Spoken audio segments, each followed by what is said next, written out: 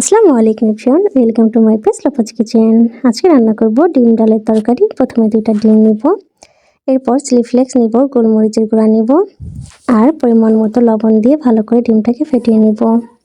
এরপর ডিমটাকে ভালো করে ভেজে নিব।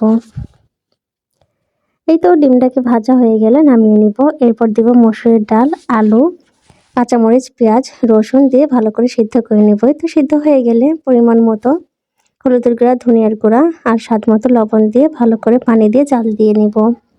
এরপর ডিমগুলো দিয়ে দিব। এরপর দিব ডালের মধ্যে বাগার, শুকনো মরিচ দিব 2টা, কাঁচামরিচ আর রসুন দিয়ে দিব। এরপর দিব 5 ফোড়ন। এই সবগুলো উপকরণ একসঙ্গে ভালো করে ভেজে নিব। এই তো ভালো করে ভেজে নিচ্ছি। যখন ব্রাউন কালার চলে আসবে ওই সময় দিব ডাল। এই তো প্রায় ব্রাউন কালার চলেই এসেছে। এরপর দিব ডালটা দেওয়ার সাথেই অনেক সুন্দর স্মেল হবে। এখন ওই ডালের মধ্যে ঢেলে দিব। এখন দিব ধনিয়া পাতা। এই তো এভাবেই ডিম ডালের তরকারিটা আপনারা রান্না করতে পারেন, বেশ মজা লাগে।